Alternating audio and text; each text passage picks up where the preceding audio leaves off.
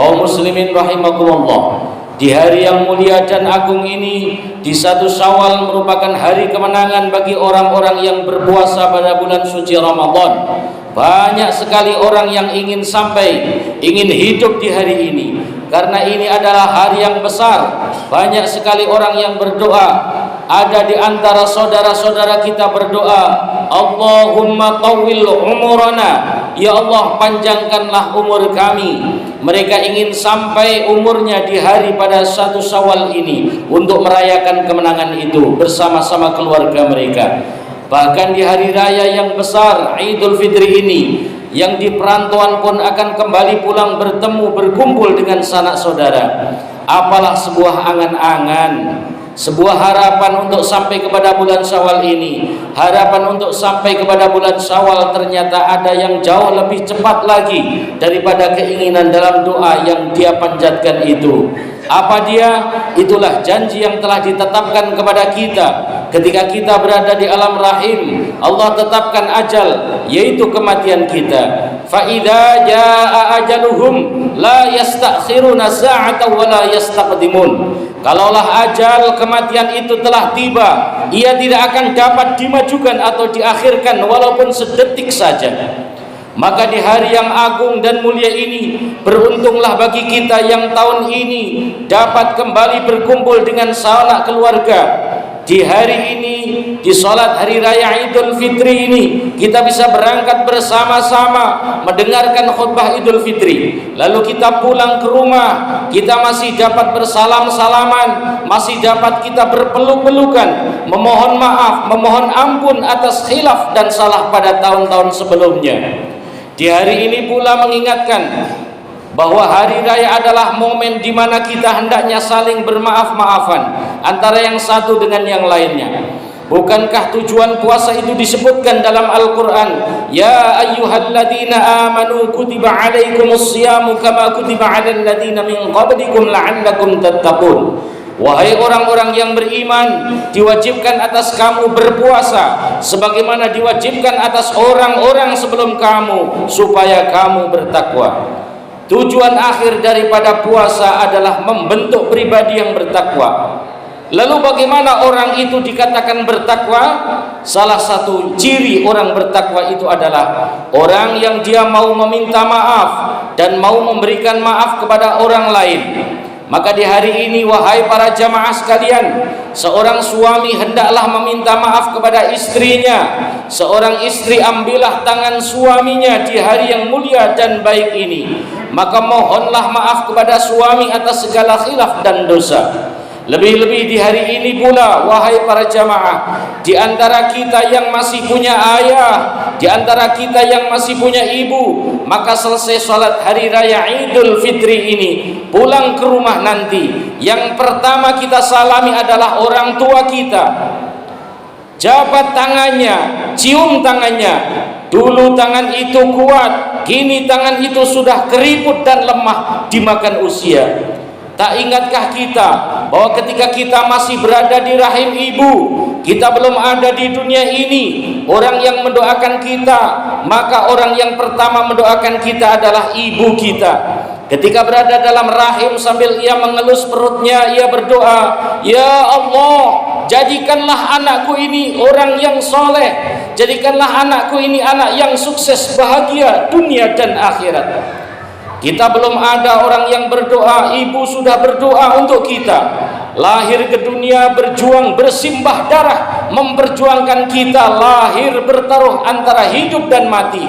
Tatkala kita lahir ke dunia masih dalam keadaan yang sakit luar biasa, tersenyum dia menatap wajah kita. Perjuangannya sangat luar biasa, pengorbanannya tiada terhingga.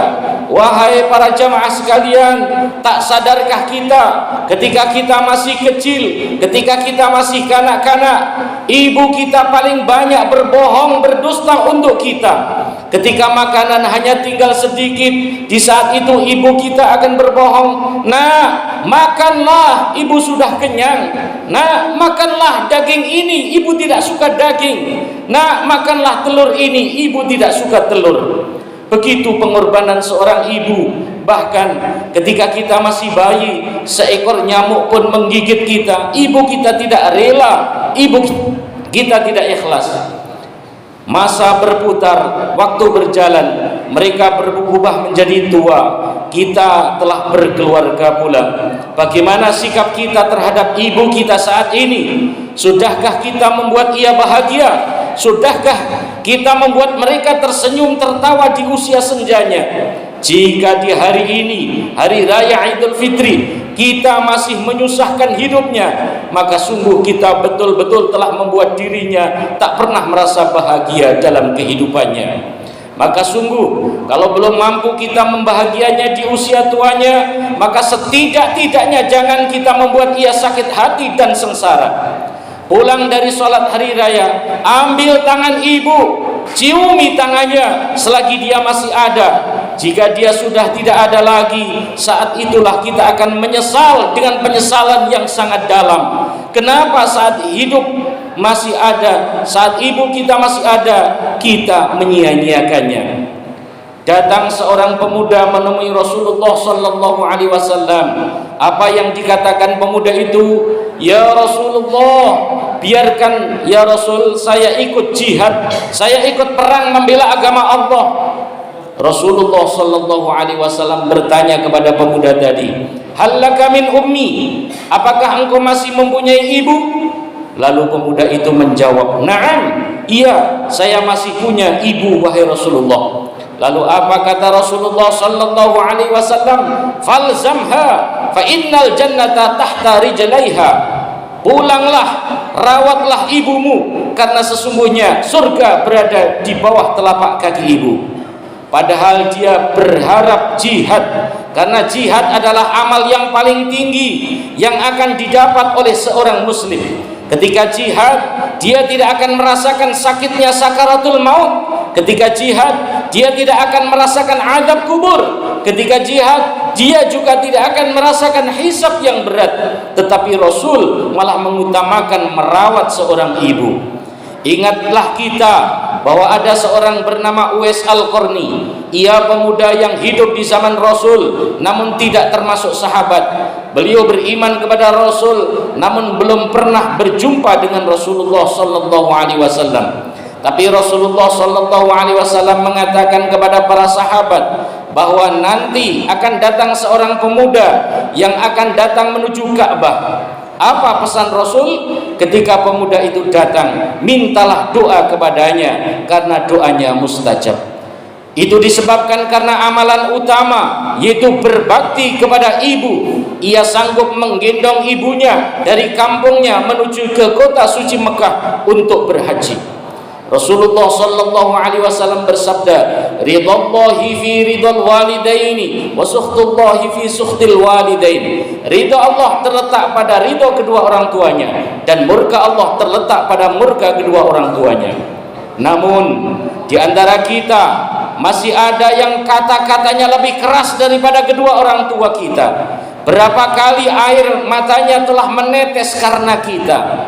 Ayah, orang tua kita berjuang tidak tahu panas, tidak kenal hujan, mencari nafkah untuk kehidupan kita. Di hari yang mulia dan agung ini, mari ambil tangannya, ciumi tangan lemah yang telah berjuang tak kenal lelah itu, tak tahu panas, tak tahu hujan. Yang ia tahu hanya bagaimana anak istrinya bahagia, yang ia tahu bagaimana agar anaknya kelak menjadi orang yang sukses, mencapai segala cita-citanya.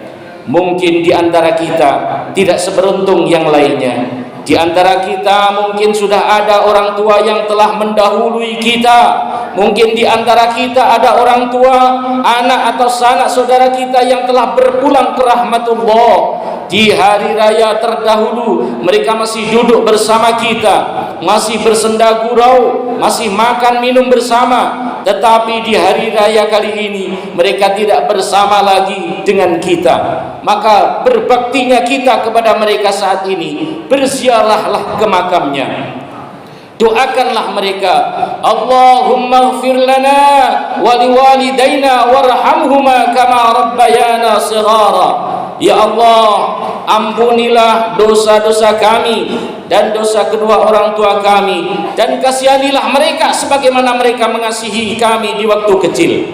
Semoga Allah meringankan seandainya mereka menerima adab, dan seandainya mereka menerima nikmat, maka semoga dilipat gandakan nikmat-nikmat yang diberikan kepada mereka oleh Allah Subhanahu wa ta'ala dalam kuburnya. Tidak ada rizki terbaik bagi orang tua jika anaknya masih berada hidup di dunia ini selain doa yang dipanjatkannya. Jangan pernah lupa di setiap sholat kita, 5 waktu kita, doa untuk ayah dan ibu kita. Kemudian di hari raya Idul Fitri ini pula, mari kita saling bermaaf-maafan antara satu dengan yang lainnya, antara kakak dengan adik, antara anak dengan orang tua, antara keponakan dengan paman dan bibihnya, antara menantu dengan mertua. Ingatlah wahai para menantu, mertuamu itu sebenarnya adalah orang tuamu juga. Jangan pernah engkau beda-bedakan antara orang tua kandungmu dengan mertuamu. Bagaimana baktimu kepada orang tuamu, begitulah baktimu kepada mertuamu. Bagaimana baktimu kepada orang tuamu, begitulah baktimu kepada mertuamu. Saat ini maka bermaaf-maafanlah kita, karena sesungguhnya dengan kita bermaaf-maafan maka gugurlah dosa-dosa kita. Maka dikatakan dalam Al-Quran, orang-orang yang bertakwa itu adalah alladzina yunfiquna fis sarra'i wad dharra'i wal kadhimina al ghaidh wal 'afina 'anil nas wallahu yuhibbul muhsinin. Yaitu orang-orang yang selalu berinfak baik di waktu lapang maupun sempit, orang-orang yang mengendalikan kemurkaannya, dan orang-orang yang memaafkan kesalahan orang lain. Allah mencintai orang-orang yang berbuat kebaikan. Ali Imran ayat 134.